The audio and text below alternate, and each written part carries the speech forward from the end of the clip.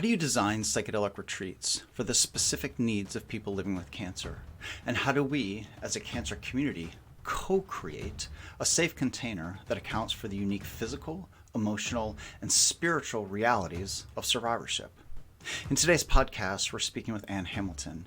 Ann is the founder of the Survivorship Collective, the first nonprofit connecting cancer survivors to state-regulated, legal psychedelic therapy. In 2018, Ann was diagnosed with advanced breast cancer. Her own psilocybin journey transformed her relationship with mortality and led her to found the Survivorship Collective. In addition to leading the Survivorship Collective, Ann holds a law degree from Yale Law School, a master's in philosophy from Stanford, and she's an accomplished Hollywood filmmaker. In this episode, Ann walks us through the retreat experience and how it's customized for people living with cancer at every step in the process. We discuss the rigorous medical screening that checks drug interactions with common cancer medications and explains the deliberate cohort creation, ensuring that each retreat participant has resonant partners who understand their unique cancer experience. And we explore the preparation process that bonds participants before they arrive at the retreats, and describes why spiritual practices such as prayer and ceremony and reverence matter alongside clinical infrastructure, and how ongoing community connections continue long after the retreat itself. During our conversation, I was most impressed by Ann's vision extending beyond retreats. She's working to change the entire cancer care paradigm, showing that addressing the psychological and spiritual dimensions of survivorship isn't a luxury, it's essential. Of course, this podcast is brought to you by Healing Cancer Journeys.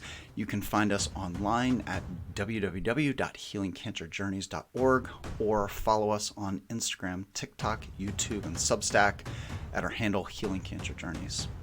As a reminder, this podcast is for educational purposes only. It is not intended as medical or legal advice. Thanks for listening, and I hope you enjoyed today's podcast with Ann Hamilton. Ann Hamilton, welcome. Thank you so much for joining us. Thanks for having me. Absolutely. So, Ann, I want to talk about Survivorship Collective and your experiences with cancer and psychedelics, but I want to start a little bit earlier in your career. You began your career in law. You have a degree from Yale. You clerked in the Ninth Circuit. You practiced law for a bit. Tell us a little bit about that initial inspiration that drew you into the legal profession. Oh, wow. I did not know you were going to ask this question. I have to think. I was like, we're going to talk about cancer and psychedelics, right? We are. That's crazy. So how to explain law? I started off really wanting to be a philosopher, actually. And then I got to Stanford and was in a PhD program, and I finished my master's. I finished things, but I was in the program, and I was like, this is really great, but I'm the only woman, one, and two, in my program, and then two, I was like, well, it'd be really nice to help people, and I've always wanted to like help people on the ground, like I'm a builder. Rather than, I'm also a thinker, but I really like to build things. And so I applied to 3 schools, like law schools. And, I studied for the LSAT kind of like when I wasn't doing things as a grad student, and then got into Yale, and my parents were like, go. So that's what I did. That's what I did.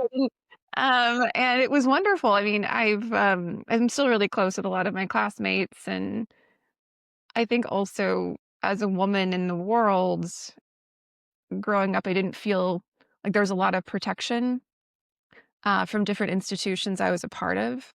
Like I was raised Catholic and in a somewhat conservative part of the Midwest, and I really liked having a legal framework where I could feel safe. That was kind of the intention, I think, the deep intention behind it. That's so interesting, that need for safety and that feeling of the legal system in providing that safety. And you talked about being a builder and wanting to help others. And I think those are themes that we'll come back to throughout the conversation. you also took a bit of an interesting turn in your career from law into filmmaking, writing, directing. Would love to hear the inspiration and why you felt called into filmmaking. Yeah, well, I've been a lawyer, uh, since going to law school at different times. Like I've practiced law in different areas, and I've been an advisor.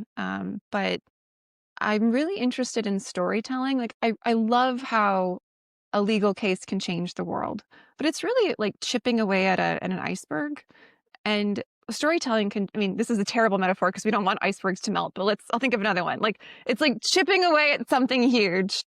Um, and let's say chipping away at a mountain, right? And then, but it's really, let me get back up. So I, I got into storytelling because I love the law and I love how one case can change things. It can chip away at things. Um, but it's usually like a small piece of a mountain. And with a story, it's like an earthquake. It's like a landslide. Like you can just change everything overnight because emotion is really what motivates people. And I just really I was interested in how you could combine storytelling with the law and or with things you really cared about. And I think having both that sort of left and right side brain way of thinking was interesting to me. And it sounds like the common thread in practicing law and in storytelling is driving change, and that the law is chipping away at things and gradual change over time. And storytelling engages us emotionally. It changes hearts and minds, but it really is about driving change. Um, I would also love to hear a little bit about your cancer journey. So in 2018, you were diagnosed with advanced breast cancer.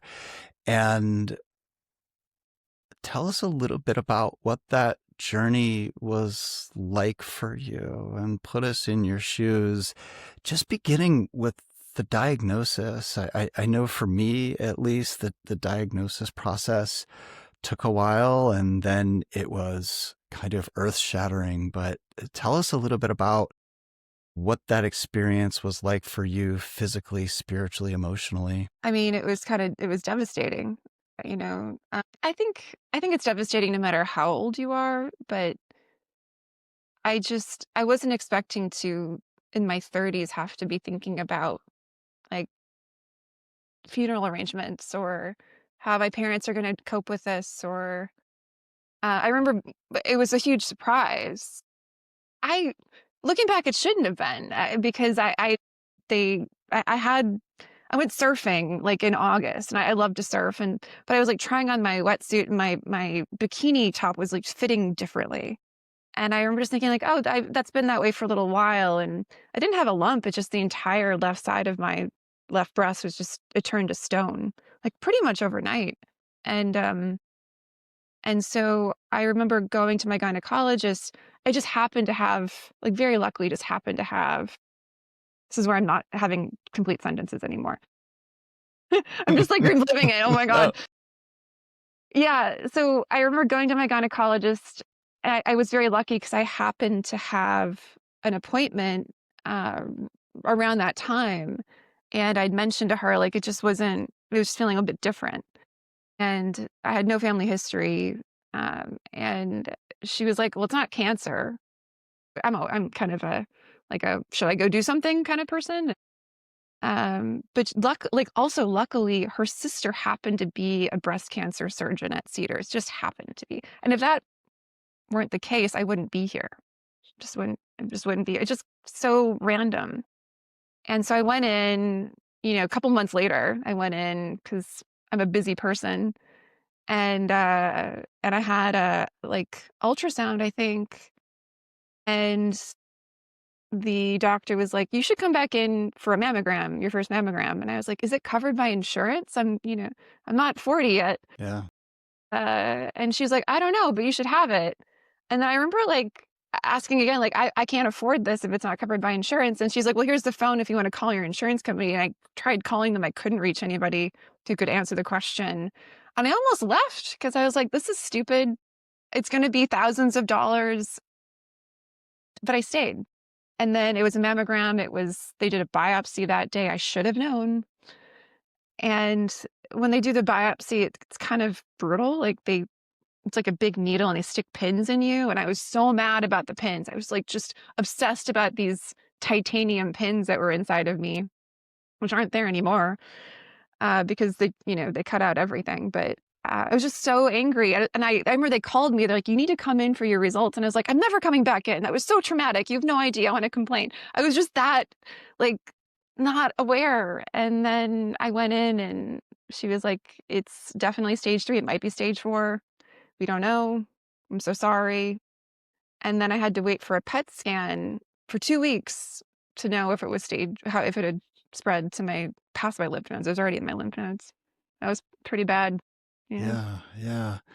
The That's story a long about story. Should I edit that? I don't no, know. that is so good. It's so honest and authentic. And what you talked about earlier about your gynecologist being dismissive, I had the same experience of, being at a doctor and being really, really sick. And because you're young, the doctor's like, no, you're fine.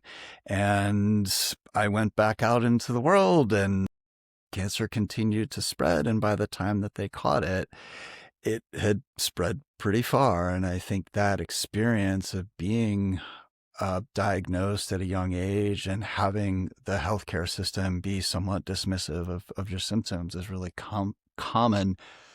The other thing you talked about is just your anger, the anger and the injustice of, I can't believe they did this biopsy to me, or I can't believe that I have this diagnosis. And I know that anger really, really, really well. So I'd also like to hear a little bit about what the treatment process was like for you. And again, putting us in your shoes of what it was like to be Anne. Yeah. God, I can tell you like the things that happen, but I think it's better to talk about like the sort of little moments. I mean, the technical things where I had the red devil, right? Adriamycin cytoxin as chemotherapy, and then Taxol, which was hard. I had a really bad reaction to Neulasta, um, which I can talk about too, but I was in more pain than I've ever been in. Like the kind of pain where, and it was the kind of pain where I was like thinking about jumping out of a window and it didn't stop. Um, until they were able to give me like actual pain killers like opioids, which I think for cancer patients, pretty good actually. It's pretty safe to give them if you track people and you're responsible about it. But they just wouldn't for 4 days, and I didn't sleep. It was awful. Um, I, my liver failed. Like I had to go on some pretty intense steroids, during which I bought a house because I was like, I can do anything. I don't care if I have a mastectomy tomorrow. I bought my first house, and my parents were like, what do you do? Like, we're gonna come out there I right am now. Superwoman. I can do anything, right? Steroids will do that. Steroids will do that. Steroids will do that. Kind of a good decision in the long run because California real estate, but still like not something I would have done otherwise.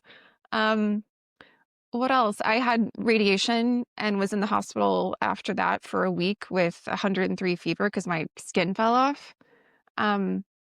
This is like, is this trauma bonding? I also had a double mastectomy and lost, my breasts and lymph nodes. And yeah, it was shitty.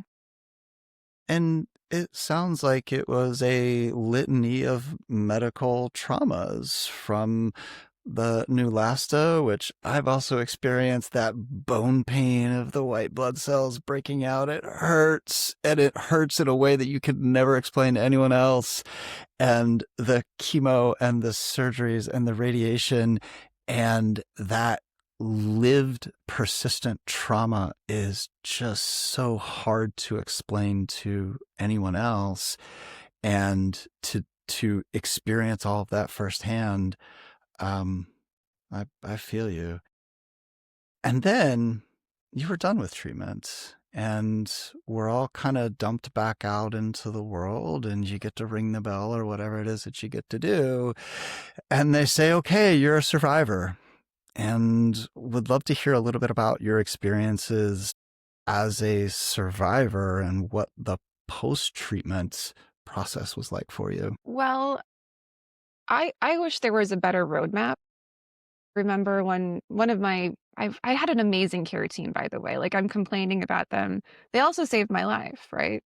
And Dr. McAndrew, I have two Dr. McAndrews, Philomena and her son Nick, and they're fantastic oncologists and a great surgeon and a wonderful social worker. And the care team for even the resilience and survivorship part of Cedar's wonderful. Like, they really get it, I think, better than a lot of people do. So I'll say that.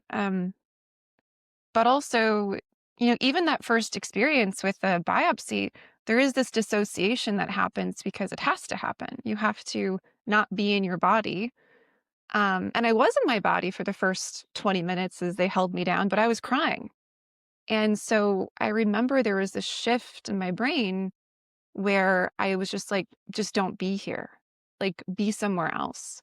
And that became a really helpful coping mechanism to get through everything.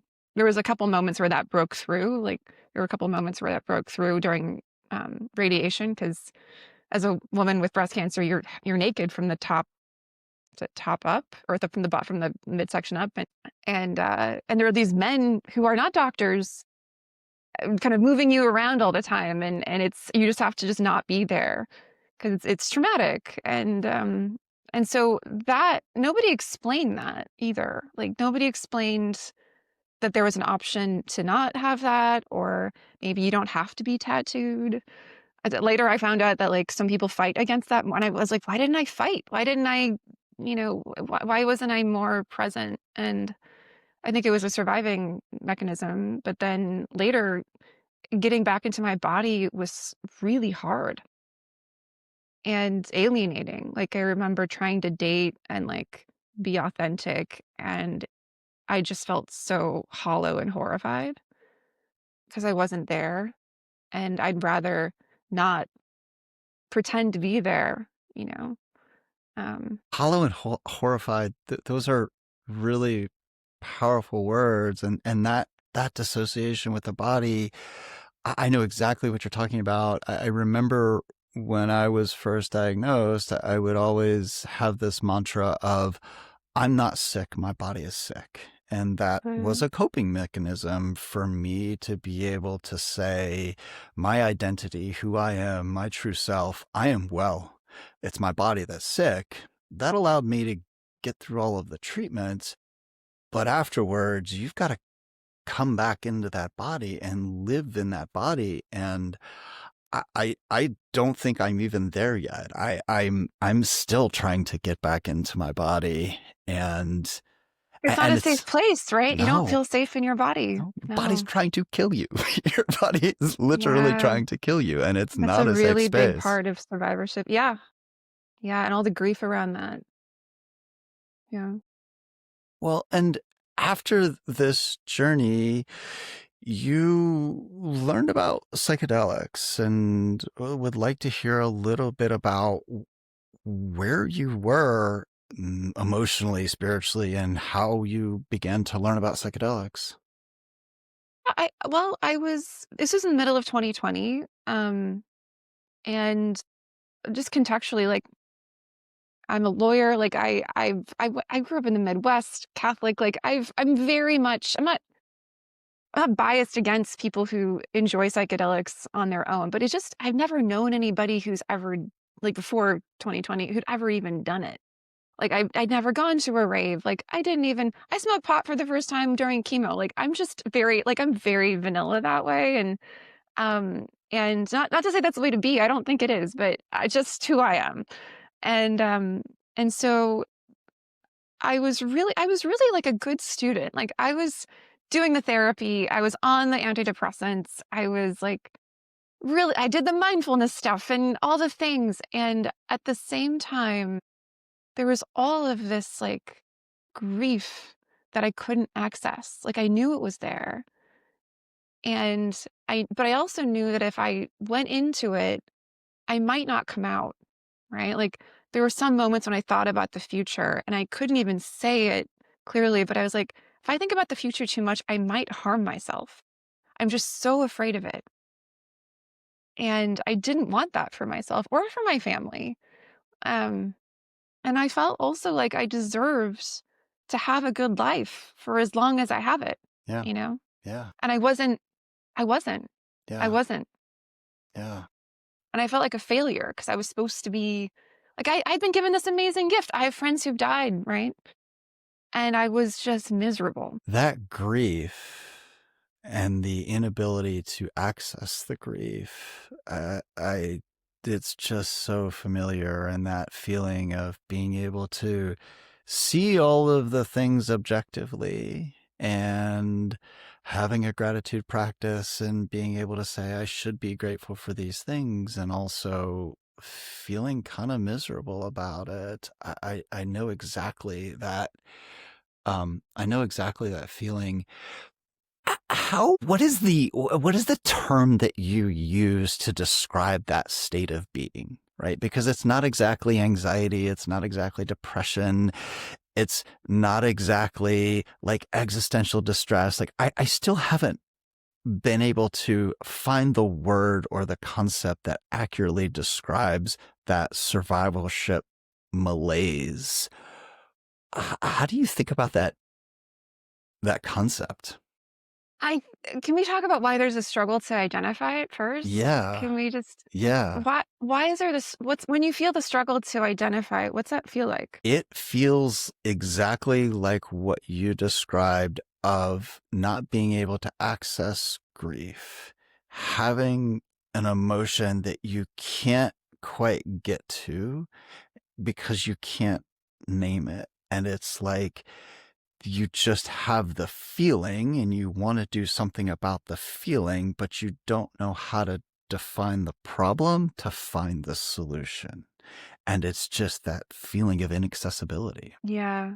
I think about this stuff all the time. I think it's so interesting because my theory about cancer survivorship is that it can actually be a truly transformative experience. Like it can be the case that maybe that moment was a moment where you would do it again.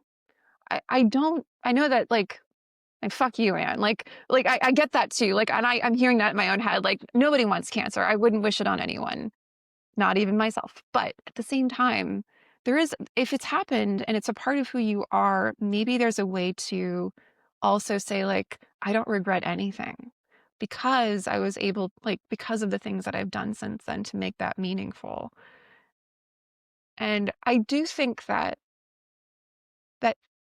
the thing you can't access, it's not because you can't access it, it's because the structures we have to understand what illness is, structures we have as a society to understand what illness is and what it is to be in a body that dies, are so impoverished that you have an instinct for something that our society can't really name.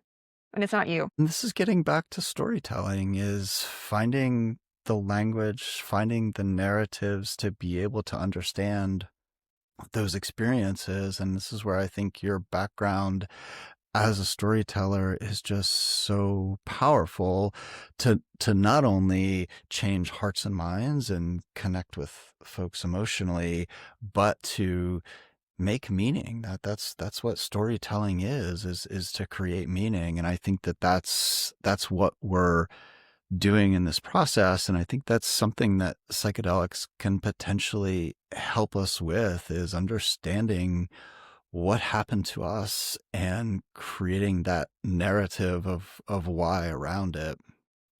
Um, and that brings us to the Survivorship Collective. And tell us a little bit about what the Survivorship Collective is, what your mission is, the programs that you're offering.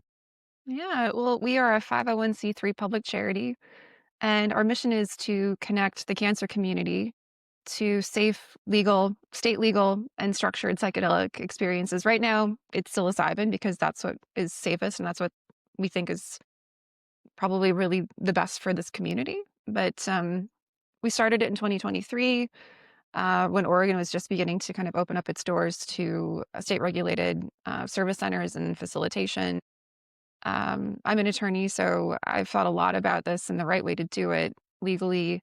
it's still, it's, as everybody probably knows, but I'll say it just in case, psilocybin is still a Schedule 1 substance under the Controlled Substances Act. So it's not legal federally unless it's in a clinical trial. There are a couple different efforts to change that, different Ninth Circuit cases. And there's also a piece of legislation called the Breakthrough Therapies Act, which would create an easier pathway for Schedule 1 substance to become Schedule 2 for breakthrough therapies, which psilocybin is. Um, yeah, so we have a very above ground uh, setup where it's a 7-week program, and we create cohorts of people, 8 to 12 people, and have them go through this experience together. And then involves a 5-week in-person retreat with 2 psilocybin sessions at a licensed service center, and lots of medical screenings and preparation and safety in a lot of different ways. So it's creating something that I wish I had had, and also what people have been asking for in our community. So Yeah. yeah. And all of those cohorts are people who have experienced cancer, who have been through the cancer process. And I think that's what's really impressive to me, is how thoughtful you have been and how thoughtful the Survivorship Collective has been about designing a cancer specific process. Yeah. Yeah. There are needs that are different.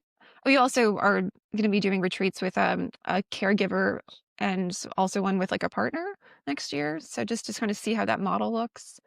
Um, and then obviously people who want to support us, and physicians as well, who are, want to see what their patients would be going through if they recommend or refer to us, is what we're going to be branching out to as well. But it is a community. Like, cancer affects the whole family, and we want to make sure people are supported. Yeah, I'd love to hear that you are offering services not just to patients, but to caregivers. And I always say to my wife, who is my primary caregiver, that I'm just so grateful for her. And patients receive so much support. And sometimes caregivers are overlooked, and cancer certainly affects them. It affects whole families. It affects relationships. And so the fact that you are being intentional, not just about patients, but about that caregiver dynamic is just beautiful. I also just want to understand a little bit about what the experience is for folks going through a retreat with you. And it's a 4-step process of screening, and then preparation, and then the retreat, and then integration. And I want to walk through each of those 4 steps in the process, just to understand what that experience is and how you've really customized the process for the unique needs of people living with cancer. So starting with that first step of the screening process, tell us a little bit about what that experience is and how it's really customized for folks living with cancer. Sure. Yeah. Well, we have an application form that's pretty involved. So we get to know people. We ask some very specific questions about what they're looking for. And then we interview everybody first too. We do it's called like an intake screening, but we get to know you a little bit. It's usually 20 minutes.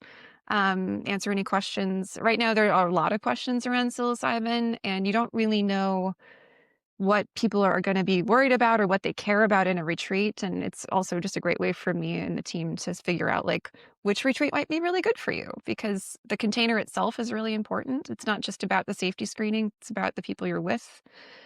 And I like to kind of match people up in very deliberate ways.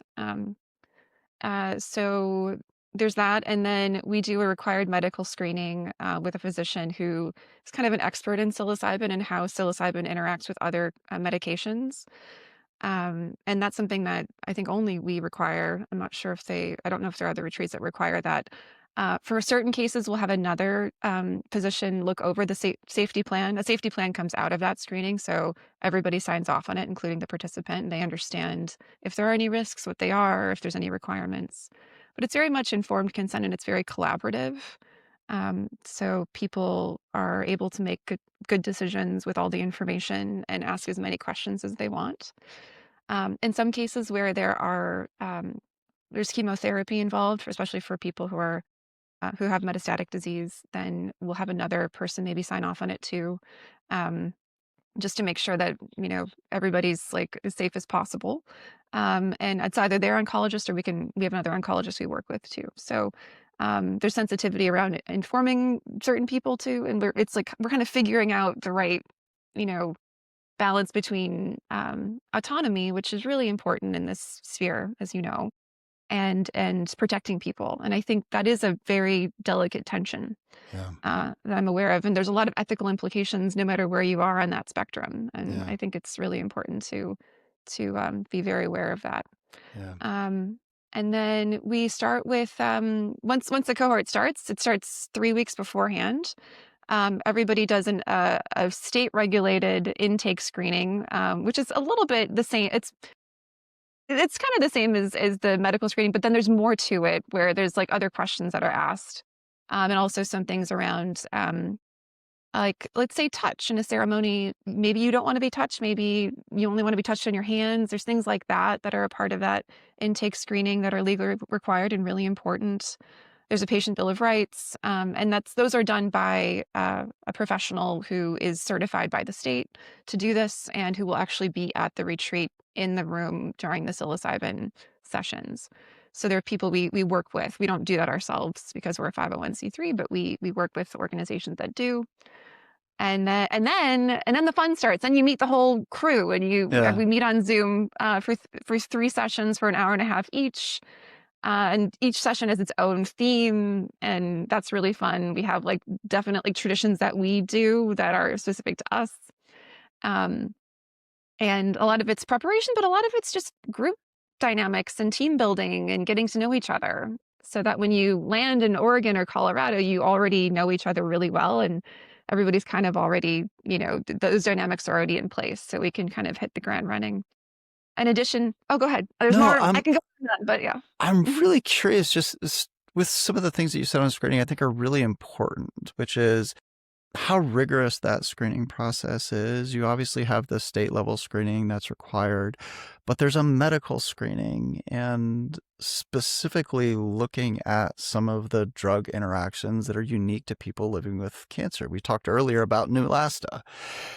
As far as I know, the only people who are ever going to be taking Neulasta, primarily people with cancer. And so knowing what medications people with cancer are often on, chemo, is really, really important. You also said that there was another step in that screening process, which is just getting to know the person and understanding what they're looking for in the retreat. And would love to hear a little bit about why that qualitative screening is important just to assess fit. Yeah, well, we do group experiences, right? Like we don't do, and at least not yet. We can refer people to individual sessions, but it's a group experience from the beginning to the end. And it's not screening people out. It's just like figuring out like what's the right place for you so you can thrive and you can feel safe, right?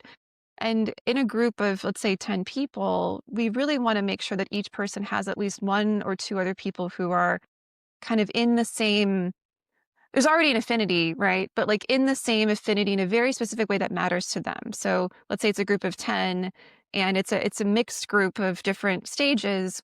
We want to make sure that if we have somebody who's a metastatic cancer patient, there's at least 1 or 2 other people there who are also in that space, and we think there'll be like resonance there, so you won't be alone. Genders too, and ages too. There's just a lot of different things where it's about emotional safety as much as it is physical, right? The fact that you're so deliberate about understanding what the intention is, aligning those affinities, creating that safety within a group environment is really, really, really important. So that's the screening process, and then the preparation process. And you said there'll be some online meetings or Zoom meetings for folks just to get to know you. And you talked about doing some things that are kind of unique or ceremonial or special to you. Tell us a little bit about what some of those things are and how you kind of infuse the cancer process into that group dynamic. Oh, well, I mean, there's some things that I think are sort of, when you come through one of our retreats, we'll see. But there's some things that are just like kind of, once you're a part of it, you're a part of it, and it's like a thing.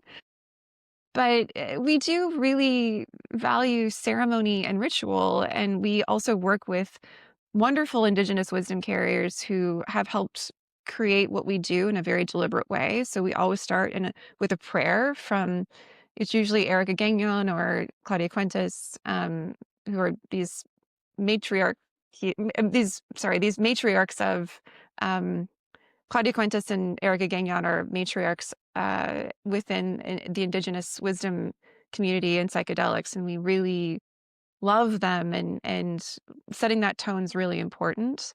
Um, so we do something with them it's very specific to them, and then we also send people in the mail a package that is something that they'll do as a part of the preparation process that we've created. Yeah, it's a special group, right? Everybody's got their own thing, and that's something that we do really well. Yeah. I'd love to hear a little bit more about prayer in the preparation process, and the prayer that you're using here, indigenous prayers. And one of the things that I often see a tension just in myself in this space is that on one hand, I want to be scientific and rational and safe and medical, and also there's a tremendous spiritual element to all of this where prayer and ritual and ceremony become really, really, really important. And I'm just curious how you think about that integration of modern medicine and traditional spiritualism. Oof, that's a big question. We could talk about that for an hour. Easy question. I will say, maybe just to help sort of normalize how you're feeling, I didn't think prayer was that important a year ago when we started, doing the retreats. I didn't get it. I was like, well, maybe we'll work with this group. Maybe we'll work with a completely Western group. And we just sort of made decisions along the way based on the moment and what was in front of us and what was needed at the time that brought us down this path. Um, so it wasn't with that thought in mind, but because we've been doing it this way and I've seen it working in this way, I do think there's something really important to the spiritual element of this. Um, and I don't think it's either or. I think it's both and. I think you can have the clinical infrastructure, right? And we have like what Claudia is, and we work with a lot of different people, but Claudia and other people we work with, we always have somebody there who is trained, who's a mental health professional, who's also a facilitator and also trained in this tradition. And we have other people, kind of helping along the way too, who are also trained. And so you can have all of that protection and all of that clinical wisdom. But then I think having a bit of reverence for what's not knowable and getting back to why it's so hard to name that feeling of malaise around survivorship, a lot of it has to do with the fact that you can't really name things that are crossing between two different worlds, which is what survivorship is. It's being able to cross with grace between different worlds at all times. And in order to do that, I think you need to have a bit of the mythical elements in your life to understand what's happening. And that's what real ceremony brings you. Yeah. Yeah. I think those myths are so important. You talked about crossing worlds and, the myths of going into the underworld. That's what we've experienced as cancer survivors, is going into the underworld and seeing death and facing death. And then we come back up and we have to continue to exist, and those myths, those stories, those ceremonies that capture those myths and stories, I think are just so important. And what you said about it's not either or, it's both and. It's having the clinical rigor and also the spiritual connection, and being able to do both simultaneously is really, really it's really important. I want to talk about the retreat experience itself. So preparation and then moving into the retreat. Tell us a little bit about what that experience looked like, and again, how you've customized that experience for people living with cancer. Yeah, so it's a 5-day in-person retreat, and it's 2 ceremonies. So people arrive, get settled, and then we have back-to-back ceremonies. I'm kind of giving you the secret sauce right here, but like we do back-to-back. We do a smaller one and a larger one, and we do that because, especially for people who are psychedelically naive, I put that in quotes, but people who haven't had an experience like this before, there's a lot of anxiety going into a big journey, and it's actually that big journey is kind of where a lot of the work happens, but having a smaller dose, I like to call it a handshake dose, beforehand can really alleviate those worries and allow people to kind of relax into the bigger journey on the second day. So it's really a way of just more support and more safety. Yeah. So Yeah. And I'm curious how you think about setting in the retreat space. And this is something you and I have talked a little bit about, which is, again, we want to create that clinical safety, and also having a psychedelic experience in a clinical setting to me is terrifying because clinical mhm. settings are the sites of medical trauma. And Yeah. tell us a little bit about how you create that setting in a retreat, acknowledging that many of us have lived through that medical trauma.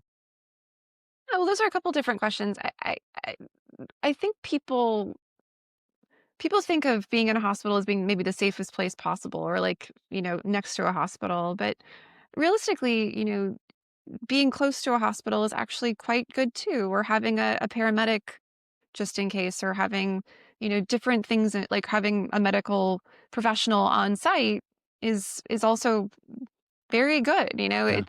Psilocybin, I mean, I'm not gonna go into, like, the different statistics here because I think that would maybe constitute advice, but, like, it's relatively safe, right? Like, compared to a lot of different things, it's relatively safe. And a lot of the, sort of, adverse events that happen aren't during a ceremony itself, it's something usually afterwards because there isn't proper integration, and it's what's more psychological. That's my understanding and my experience. Again, we have medical professionals who can speak to that much better than I can. But we also screen out for contraindications, or if we don't think that this particular experience is going to be right for you, we let you know. Like it's sort of like if somebody's allergic to mushrooms, probably not the right experience, but maybe not in a group. Like there's little things like that matter, but also if somebody has a heart condition, we'll ask for an EKG, like things like that. So going into it, there's just so much preparation and things that have been thought of that um uh, you know I don't think that being in a hospital is like that much better for the average participant. um for some cases, I think, especially for people with, let's say metastatic breast cancer, or they're on a specific chemotherapy, we won't go into a retreat setting in the normal sense. We'll stay in the city, and which means we're closer to a hospital just by, you know in a very pragmatic way, just in case. But looking at the studies and looking at different, just all the statistics around psilocybin, it's relatively very, very safe. So, yeah. All right. And then after the retreat is that integration process, and tell us a little bit about what that looks like, what that integration looks like in the Survivorship Collective.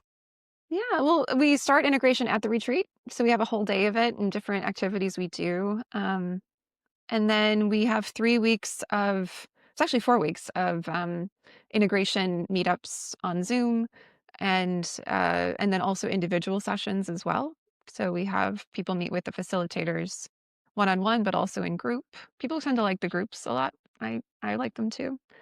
And then afterwards we have monthly check-ins, but so we have monthly check-ins, and actually there's one today, for all of our alumni. I'm really interested in that, and continuing to build out our integration process, because my belief is that healing happens in community, and there's a lot of people who've experienced a psilocybin journey or other kinds of psychedelics probably too, who would love to have more community. So I think that's a way we can really help without, like, in an easy way to sort of like, obviously retreats are a major thing that we do, but really kind of continuing that community and building it, and giving infrastructure to an experience so that 2 or 3 years later, you're still, you know, growing from it, or, you know, you have people who were there with you who you can talk to on a regular basis to make sense and make meaning. Yeah. Yeah, and it sounds like that community is not just something that happens at the retreat, it's something that is sustained, and you're being intentional about maintaining that community for months or years afterwards. I'd love to hear your perspective on why community is so important, or why that group dynamic is so important. It's just infused in everything that you're doing in terms of building affinity groups early and in the preparation, bonding people, and in the retreat process. What is it about that group dynamic that makes psychedelic healing? Yeah, Well, I guess the question for you is like, what is psychedelic healing for yeah, you? Is it yeah, just the journey? I don't think so. I really don't think so. And I don't think I don't think it's something that you can actually, you know, benefit from as much as if you're with other people who've been through it with you, right? There's something so important to spiritual healing and being a part of a group that gets you and that's there for you. yeah, So our Western model just doesn't do that very well. It's very hierarchical. It's very like, you know, patient and doctor, or patient and therapist. And it's this one-on-one in like unbalanced relationship where you're taking and you don't actually know the person, or you you know, it's transactional. Like yeah, everything in our society is so transactional. And community is the opposite, right? Like you're there, you were in the room with somebody, you remember when they were laughing, or that thing, or remember when I pointed out, or like you were so beautiful, like, whatever it was, like you're amazing, like, and that's always there, and it continues to live. There's something very vibrant about a shared experience that's profound. yeah. Um, Well, it's interesting too that that community creates shared experiences. It creates a memory that it's not just your memory, it's the memory that you had as a group. And I agree with you that it's not just about the psychedelic experience, it's about all of the things that happen afterwards. Um, okay, good. So, Anne, I'm curious what the next couple of years looks like for the Survivorship Collective. What are you working on? Where do you want to take this? it's funny. I was just having a call with my board about this.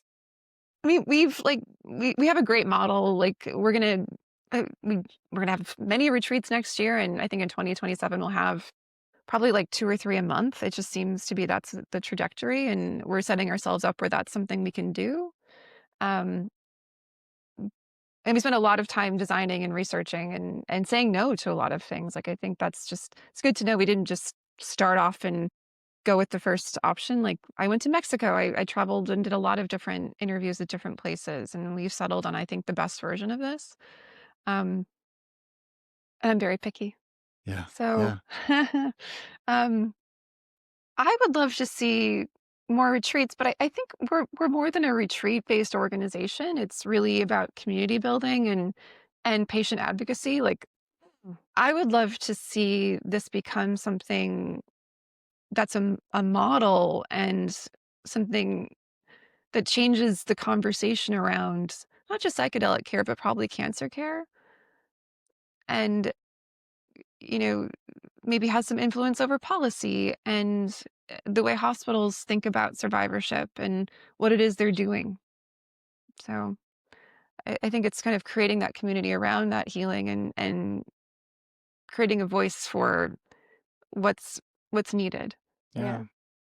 And it's getting back to what we talked about earlier of creating change. And you talked about creating change in practicing law and creating change as a storyteller. And that's exactly what you're doing with the Survivorship Collective, and recognizing that it's not just about the retreats. The retreats are obviously important, but it's about changing broader cancer care.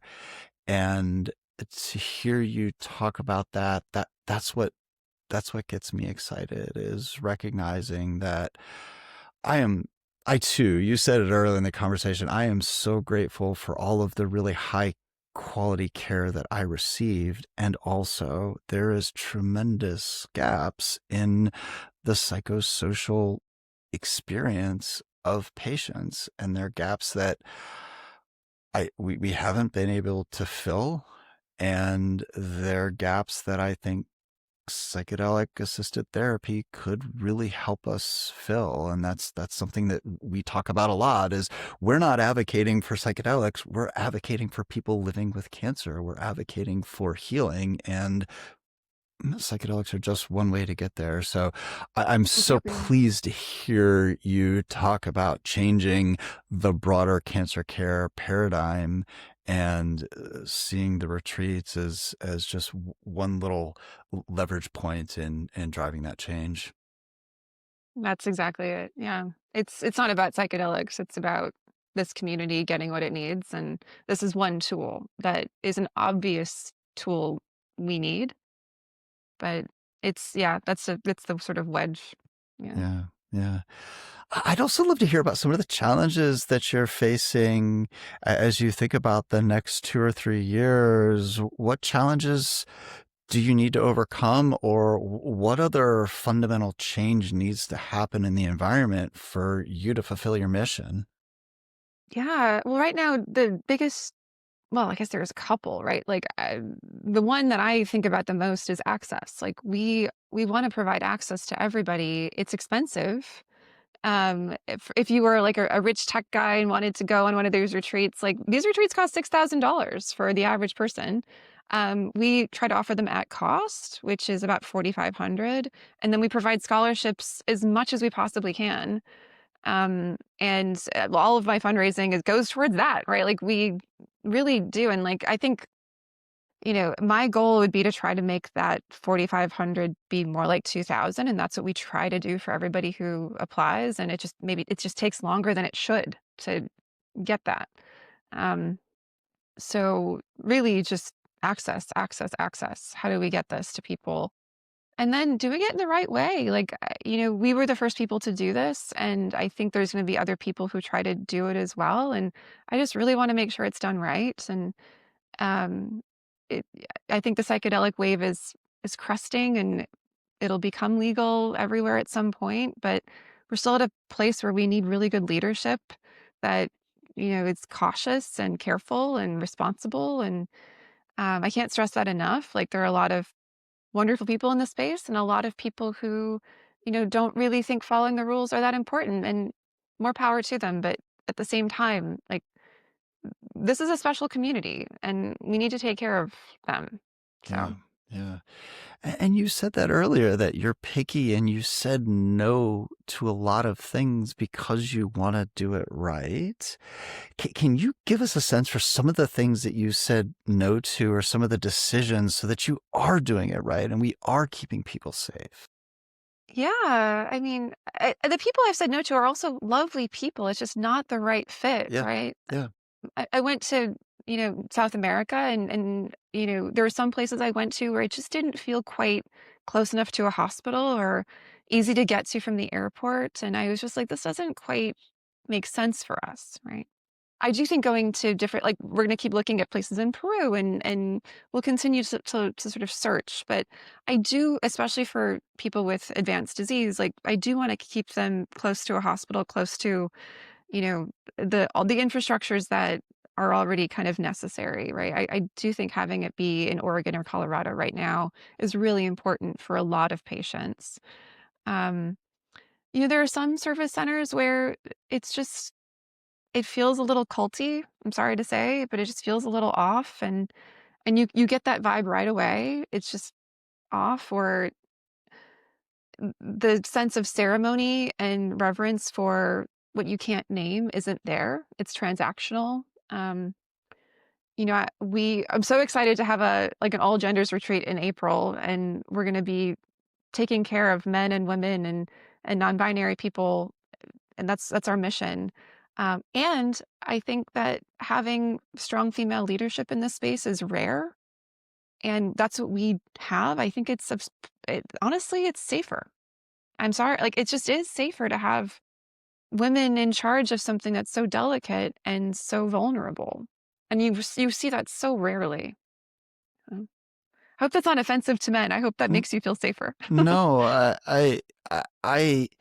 to me, this is all about safety. This is all about creating a safe container. And I think people living with cancer have another layer of safety above and beyond what other people don't. We talked earlier about not feeling safe inside our own bodies. We talked earlier about Yes. safety with drug interactions. There's just so many other safety considerations. And so the fact that you are very intentional in saying no to things that could be unsafe is just so important. And so keep saying no because it keeps everyone safe.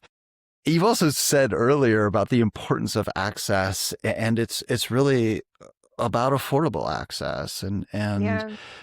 knowing that this is also a health equity consideration of if we go down this path where this is so expensive that it de facto becomes limited to Mhm. people who have the means to be able to afford these retreats, then Yeah. we've gone down a path that I don't think we want to go down. And so we want to think about health equity from the very outset. And I'm so pleased to hear that you're thinking about that and you're raising funds to pull down the tuition. Yeah, and I think in the future, it would be so nice if the retreat costs were just the retreat costs, and I think that's very possible down the road. I think there's a model where that makes sense, and looking at different options legally, I love doing that stuff. I love, like having my many friends in the legal profession help me with that. Um, but if you could just get access to psilocybin legally, and I think there's ways that that's likely to happen in the next few years. There's different pathways that's likely to happen, both just for our community with like serious illness and also more broadly with treatment resistant depression. I think both of those are pathways that are likely to happen in the next 2 or 3 years. Then all of a sudden, maybe it's covered by health insurance, hopefully. And then all of a sudden, maybe service centers and all of the heavy burden of paying for those, and obviously the patients end up paying for it. Maybe that becomes less of a burden, and the cost goes down. I do see a future where that's very clear, and then it's about providing that integration aftercare. And I think that's a wonderful place for us to be, Yeah. and also allowing people to make their own decisions about where they want to do it. Absolutely. And if they want to do it on a retreat, great. If they want to do it with their therapist, great. If they want to have community and therapy together, great. Like, let 1,000 flowers bloom. Yeah. Yeah. All right. Let's let 1,000 flowers bloom. Um, and two last questions for you. One, if there are two guests that you'd like to see on a future episode, who would you like to see? What could they add to this conversation? Right. So many people. I think Shonda Williams would be really great. I don't know if you've had her yet, but she was one of my professors at CIIS and really talks a lot about community, and I think that's really needed. Um, and then maybe somebody like, do you know Brian Anderson? He's a researcher at UCSF. He'd be wonderful because he's done research, or Tony Back, because they both have done a lot of research with groups, and group psilocybin experiences. And then also Bob Jesse, he's kind of the quiet movement behind all sorts of things. Like, he's one of the people who convinced Michael Pollan to write How to Change Your Mind. So he's wonderful and a very good human being. Yeah. Recommendations. Yeah. Last That's question. like 4 instead of 2, but yeah. The more the merrier. Good. Last question. If folks want to find you, find Survivorship Collective online, how do they find you? Yeah, we have a website, and we're also on Instagram, but we're survivorshipcollective.com. Okay. So that's how you find us.